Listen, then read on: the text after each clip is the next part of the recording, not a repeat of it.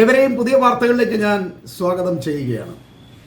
ഗസയിൽ പൂർണ്ണമായ ഒരു യുദ്ധാവസാനത്തിന് തയ്യാറാകാതെ നിരന്തരം ബോംബാക്രമണവും കൂട്ടക്കൊലകളും തുടരുന്ന IDFന്റെ വംശഹത്യയ്ക്ക് ഹമാസ് പുതിയ യുദ്ധതന്ത്രം ആവിഷ്കരിച്ചതായി CNN, ജെറുസലേം പോസ്റ്റ് തുടങ്ങിയ വാർത്താ മീഡിയകൾ റിപ്പോർട്ട് ചെയ്യുകയാണ്. ഹമാസ് അതിശക്തിയോടെ IDFന് മേൽ തിരിച്ചടിക്കുകയും സൈനികരെ തട്ടിക്കൊണ്ടുപോകാനുള്ള ശ്രമങ്ങൾ നടത്തുന്നതായാണ് ഈ റിപ്പോർട്ടുകൾ പറയുന്നത്. അതിനാൽ ഹമാസിന്റെ കൈകളിൽ സൈനികർ പെടാതിരിക്കാനുള്ള മുന്നറിയിപ്പാണ് ഇപ്പോൾ IDFന്റെ നേതൃത്വം നൽകുന്നത്. സിവിലിയൻസിനേക്കാൾ IDFന് ഇപ്പോൾ വിലപ്പെട്ടത് സൈനികരാണ്. യുദ്ധം ആരംഭിച്ച ശേഷം സൈന്യത്തിൽ വലിയ ആൾനഷ്ടമാണ് ഉണ്ടായിട്ടുള്ളത്. ശരിയായ പരിശീലനം കിട്ടാത്ത റിസർവ് സൈനികരെ യുദ്ധത്തിലേക്ക് ഇറക്കി വിടുന്നത് കാരണം മരണസംഖ്യ വളരെ കൂടുതലാണ് അവർക്ക്. ഈ മാസം ഇതുവരെ ഏതാണ്ട് 45-ലധികം സൈനികരാണ് IDFന് നഷ്ടപ്പെട്ടിട്ടുള്ളത്. 2021 ഒക്ടോബർ 7 നടന്ന ആക്രമണത്തിൽ 251 പേരെയാണ് ഹമാസ് തട്ടിക്കൊണ്ടുപോയിട്ടുള്ളത്. അതിൽ പലതവണ നടത്തിയ വെടിനിർത്തലിലൂടെ 200ഓളം പേരെ ഇസ്രായേലിന് ഇതുവരെ കൈമാറിയിട്ടുണ്ട്. ഇനി ജീവിച്ചിരിക്കുന്ന 20 പേരുൾപ്പെടെ 50 ശരീരന്മാരാണ് ഇപ്പോൾ ഹമാസിന്റെ കൈകളിലുള്ളത്. അത് വാങ്ങിയെടുക്കാൻ വേണ്ടിയാണ് യുദ്ധം നിർത്താം എന്നൊക്കെ നെതന്യാഹു വാഗ്ദാനം ചെയ്യുന്നത്. ഈ ബന്ദികളും ശവശരീരങ്ങളും ഒക്കെ എങ്ങനെയെങ്കിലും 60 ദിവസത്തെ വെടിനിർത്തൽ എന്നൊക്കെ പറഞ്ഞ് മേടിച്ചെടുത്തിട്ട് വേണം കുശാലായി ഗസയെ ആക്രമിക്കാനെന്ന് കരുതിയ നെതന്യാഹുവിന്റെ മോഹം ഹമാസ് പൊളിച്ചിരിക്കുകയാണ്.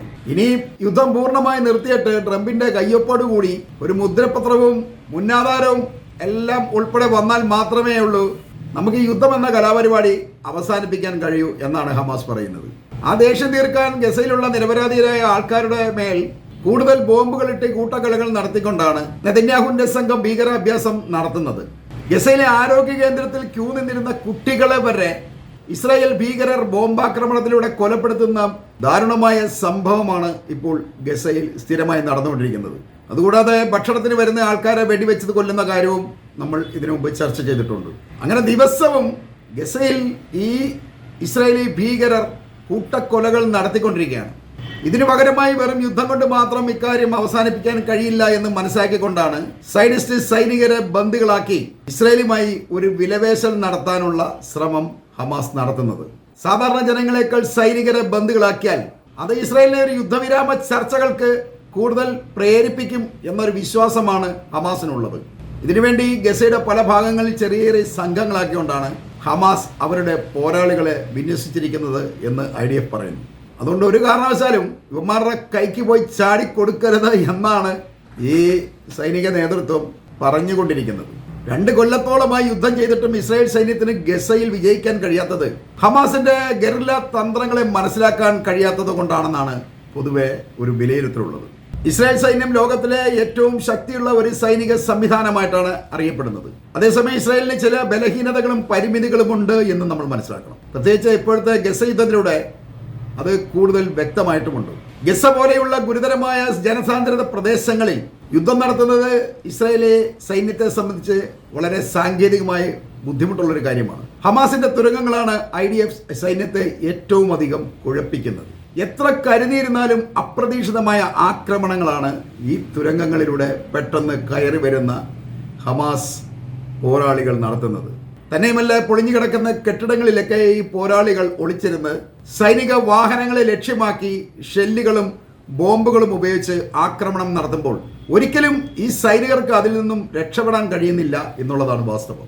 ഈ പൊളിഞ്ഞ കെട്ടിടങ്ങൾക്കിടയിലൂടെ ഇസ്രായേലി സൈനികരുടെ വാഹനങ്ങൾക്ക് പെട്ടെന്ന് നീങ്ങാൻ കഴിയാത്തതും ഹമാസിനെ അവരെ പെട്ടെന്ന് ആക്രമിക്കാൻ സൗകര്യമൊരുക്കുന്നുണ്ട്.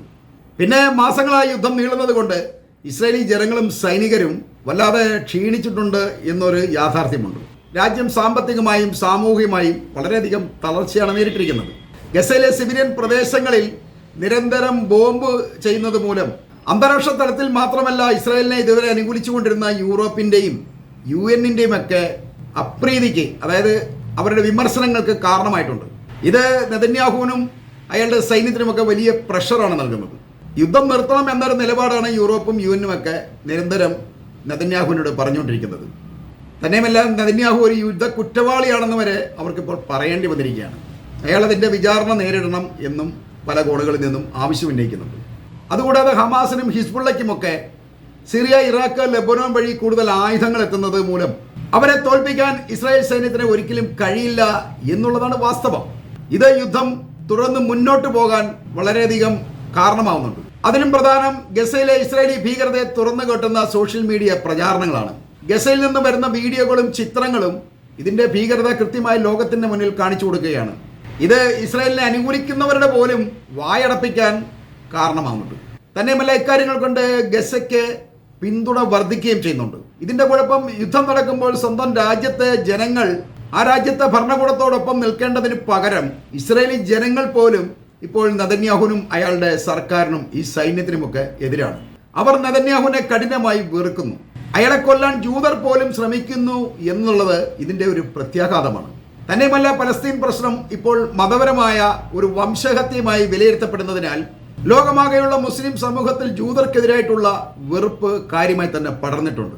ഇത് ഇസ്ലാമിക രാജ്യങ്ങളുമായി നയതന്ത്ര ബന്ധങ്ങൾ ആരംഭിക്കാനുള്ള ഇസ്രായേലിന്റെ ശ്രമത്തെ കാര്യമായി ബാധിച്ചിട്ടുമുണ്ട്. അതോടൊപ്പം ഇസ്രായേലിന് മേലുള്ള ഈ വെറുപ്പ് ഇറാന് അനുകൂലമായി മാറുന്നത് ഇസ്രായേലിനെ സംബന്ധിച്ച് അത്ര നല്ല കാര്യമൊന്നുമല്ല.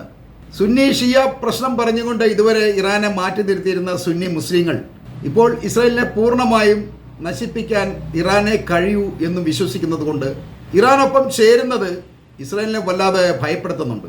അതിലും പ്രധാനം, ഈ രാജ്യങ്ങളെല്ലാം വളരെ സമ്പന്നമാണ് എന്നുള്ളതാണ്. മധ്യേഷ്യൻ രാജ്യങ്ങളാണ് ഇപ്പോൾ ഇറാനെ പിന്തുണച്ചുകൊണ്ടിരിക്കുന്നത്. ഇവർ സാമ്പത്തികമായും ഇറാനെയും ഹൂത്തികളെയും അതല്ലെങ്കിൽ ഹിസ്ബുള്ളയും ഒക്കെ സഹായിക്കാൻ തയ്യാറായി കഴിഞ്ഞാൽ ഇസ്രായേലിന് പിന്നെ ഒരിക്കലും പിടിച്ചു നിൽക്കാൻ കഴിയില്ല ഇവരുടെ മുന്നിൽ. കാലങ്ങളായി ഇറാന് ഉപരോധം ഏർപ്പെടുത്തിയിരിക്കുന്ന അമേരിക്കയെ സംബന്ധിച്ച് ആ ഉപരോധം ഇറാനെ ഒട്ടും തന്നെ ബാധിച്ചിട്ടില്ല എന്ന തരത്തിലാണ് അവരുടെ ആയുധ ശേഖരങ്ങളുടെ കണക്ക് പുറത്തു വരുന്നത്. ഇത് അമേരിക്കയും ഇസ്രായേലിനെയുമാണ് വളരെയധികം അസ്വസ്ഥതപ്പെടുത്തുന്നത് എന്ന് നമ്മൾ മനസ്സിലാക്കണം. സാധാരണ ഒരു രാജ്യത്തിന് ഉപരോധം ഏർപ്പെടുത്തി കഴിഞ്ഞാൽ അവർ തളരുകയാണ് ചെയ്യുന്നത്. അവർ സാമ്പത്തികമായും മറ്റ് സാമൂഹിക കാര്യങ്ങളെല്ലാവരും തകർന്നു തരിപ്പണം അടിക്കും. പക്ഷേ ഇറാനെ സംബന്ധിച്ച് നേരെ തിരിച്ചാണ്. രാജ്യം വളരെയധികം വികസിക്കുകയാണ് ചെയ്തിരുന്നത്. അതിന് കാരണം അവരുടെ രാജ്യത്തുള്ള പെട്രോൾ തന്നെയാണ്. അതോടൊപ്പം അറബ് രാജ്യങ്ങളും അടുത്തു കൂടുന്നത് നമുക്ക് കാണാൻ കഴിയും. ഈ 2 മാസം മുമ്പ് സൗദിയുടെയും ഖത്തറിൻ്റെയും ഒക്കെ ഭരണാധികാരികൾ ഇറാൻ സന്ദർശിച്ചിരുന്നു എന്നുള്ള കാര്യം ഇക്കൂട്ടത്തിൽ നമ്മൾ ഓർക്കേണ്ടതുണ്ട്. അതിനും ഇപ്പോൾ ഏറ്റവും പുതിയതായി വരുന്ന ഒരു വാർത്ത, ഇന്നലെ ഇറാൻ ഇസ്രായേലിൽ 2 ന്യൂക്ലിയർ ബോംബുകൾ വർഷിക്കുന്ന ഒരു ചിത്രം പുറത്തുവിട്ടതാണ്. ഇത് നെതന്യാഹുവിനെ പോലും വല്ലാതെ പരിഭ്രാന്തിയിലാക്കിയിട്ടുണ്ട്. അതുകൊണ്ട് ഇറാൻ ഇസ്രായേലിൽ ന്യൂക്ലിയർ ബോംബ് ഇടാൻ സാധ്യതയുണ്ട് എന്ന് നെതന്യാഹു രാജ്യത്തോട് അഭിസംബോധന ചെയ്ത് പറയേണ്ടി വരെ വന്നു. ഇറാന്റെ ആണവശേഷി പൂർണ്ണമായും തകർത്തു എന്ന് നെതന്യാഹു യുദ്ധ വിജയമായി എടുത്തു പറഞ്ഞുകൊണ്ടിരിക്കുമ്പോൾ ഇറാൻ ഇസ്രായേലിന് മേൽ ഒരു ആണവാക്രമണം നടത്തും എന്ന് നെതന്യാഹു തന്നെ പറയുന്നത് വലിയ വിമർശനത്തിന് കാരണമായിട്ടുണ്ട് എന്ന് മനസ്സിലാക്കണം. ഇറാൻ പലപ്പോഴും ഇസ്രായേലിന് ആക്രമണ സൂചനകൾ നൽകിയിട്ടുണ്ട്. കഴിഞ്ഞ വർഷം ഇസ്രായേലിൽ ഇറാൻ നടത്തിയ ആക്രമണത്തിന് ശേഷം രണ്ടാമതൊരു ആക്രമണം ഇസ്രായേലിന് താങ്ങാൻ കഴിയില്ല എന്ന് അവർ പലതവണ മുന്നറിയിപ്പ് നൽകിയിരുന്നതാണ്. അത് കേൾക്കാതെയാണ് ഇസ്രായേൽ ഇറാന് മേൽ ആക്രമണം നടത്തിയത്. എന്നാൽ ഇറാന്റെ പ്രത്യാക്രമണത്തിൽ ഭയാനകമായ നാശനഷ്ടങ്ങളാണ് ഇസ്രായേലിൽ അവർ വരുത്തിയിട്ടുള്ളത്. ഇത് അവർ പറഞ്ഞതിന്റെ സത്യസന്ധതയെ വെളിവാക്കുന്നുണ്ട്. തന്നെയുമല്ല, ഒരു മുന്നറിയിപ്പ് നൽകിക്കൊണ്ട് ഖത്തറിലെ അമേരിക്കൻ താവളങ്ങളെ ഇറാൻ ആക്രമിച്ചപ്പോൾ അവിടെ ഒന്നും സംഭവിച്ചിട്ടില്ല എന്നാണ് ഇത്രയും ദിവസമായി അമേരിക്ക പറഞ്ഞുകൊണ്ട് നടന്നത്. എന്നാൽ ഇതെല്ലാം വെറും കളവായിരുന്നു എന്ന് തെളിയിച്ചുകൊണ്ട് ഖത്തറിലെ അമേരിക്കൻ ഇൻഫർമേഷൻ ടെക്നോളജി മുഴുവൻ തകർത്തുകൊണ്ടാണ് ഈ ആക്രമണം ഉണ്ടായത് എന്ന് സാറ്റലൈറ്റ് ചിത്രങ്ങളുടെ തെളിവോടുകൂടി ഇപ്പോൾ പുറത്തു വന്നിരിക്കുകയാണ്. ഇത് അമേരിക്കയ്ക്ക് വലിയ നാണക്കേട് തന്നെയാണ്. ഞങ്ങൾക്കൊന്നും സംഭവിച്ചിട്ടില്ല എന്നൊക്കെയാണ് അമേരിക്ക ഇതുവരെ പറഞ്ഞിരുന്നത്. എന്നാൽ അത് വെറുതെയാണെന്നാണ് ഇപ്പോൾ മനസ്സിലാകുന്നത്. ഏതാണ്ട് $1.5 കോടിയിലധികം നഷ്ടമാണ് ഈ ഒരു മിസൈൽ പതിച്ചതോടുകൂടി അമേരിക്കയ്ക്ക് ഉണ്ടായിട്ടുള്ളത് ഖത്തറിൽ. അങ്ങനെ ഇറാന്റെ ഭീഷണി പൂർണ്ണമായും ഒഴിഞ്ഞിട്ടില്ലാത്തത് കൊണ്ട് ട്രംപുമായിട്ടുള്ള നെതന്യാഹുവിന്റെ കഴിഞ്ഞ ദിവസത്തെ കൂടിക്കാഴ്ചയിൽ ഇറാൻ വീണ്ടും യുറേനിയം സമ്പുഷ്ടീകരണം നടത്തിക്കഴിഞ്ഞാൽ ഇസ്രായേൽ ഇറാനെ ആക്രമിക്കും എന്ന് നെതന്യാഹു ട്രംപിനോട് പറഞ്ഞിരുന്നു. ഇത് സത്യത്തിൽ ഇയാളുടെ ഒരു വീമ്പടിയാണ്. പത്രക്കാരുടെ മുന്നിൽ ഞങ്ങളാണ് ജയിച്ചിരിക്കുന്നത്, ഇറാനെ ഞങ്ങൾ തകർത്തിട്ടുണ്ട്, ഇറാൻ ഇനി അനങ്ങിയാൽ ഞങ്ങൾ വീണ്ടും അടിക്കും എന്നൊരു ധാരണ പരത്താൻ വേണ്ടിയാണ് ഇയാൾ ഇങ്ങനെ പറയുന്നത്. സത്യത്തിൽ ഒരിക്കലും ഇസ്രായേൽ ഇനി ഇറാനെ ആക്രമിക്കുമെന്ന് നമ്മൾ കാര്യമായി വിശ്വസിക്കേണ്ടതില്ല. യുദ്ധമുണ്ടായേക്കാം, അതൊരു പക്ഷേ ഇറാൻ തന്നെയായിരിക്കും ചിലപ്പോൾ തുടങ്ങി വയ്ക്കുന്നത്. ഇറാൻ പറഞ്ഞിരിക്കുന്നത് ഞങ്ങൾ ഇസ്രായേലിനെ വീണ്ടും ആക്രമിക്കുമെന്നാണ്. ഇറാൻ പറഞ്ഞാൽ അത് ചെയ്യുകയും ചെയ്യും. ഇസ്രായേൽ പറയുന്നത് പോലെ അല്ല അവർ പറയുന്നത്. അവർ അത് പ്രവർത്തിക്കാൻ വേണ്ടി തന്നെയാണ് പറയുന്നത്. അതുകൊണ്ടാണ് അവരിപ്പോൾ ന്യൂക്ലിയർ ബോംബിൻ്റെയൊക്കെ ഒരു ചിത്രം ഒരു സൂചനയായിട്ട് ഇവർക്ക് മുന്നിൽ ഇട്ട് കൊടുത്തിട്ടുള്ളത്. എന്നാൽ ഈ മുന്നറിയിപ്പ് അവഗണിച്ചുകൊണ്ട് വീണ്ടും വീണ്ടും ഇറാനെ പ്രകോപിപ്പിക്കാനാണ് നെതന്യാഹു തീരുമാനിക്കുന്നതെങ്കിൽ അത് ഇസ്രായേലിന് വലിയ അപകടമാവും വരുത്തി വയ്ക്കുക. ഇറാനോട് ഒരിക്കലും ഇസ്രായേലിന് അടിച്ചു നേടാൻ കഴിയില്ല എന്ന് ഈ കഴിഞ്ഞ യുദ്ധത്തിലൂടെ ലോകം മുഴുവൻ മനസ്സിലാക്കിയിട്ടുള്ളതാണ്. അത്രയധികം പവർഫുള്ളാണ് ഇറാൻ എന്ന് എല്ലാവർക്കും മനസ്സിലായിട്ടുണ്ട്. നെതന്യാഹു തന്നെ ട്രംപിനെ വിളിച്ചു പറഞ്ഞുകൊണ്ട് യുദ്ധം അവസാനിപ്പിക്കുകയാണ് ചെയ്തത്. ഒരിക്കലും ഇറാൻ ആവശ്യപ്പെട്ടിട്ടില്ല അങ്ങനെ സംഭവിച്ചത്.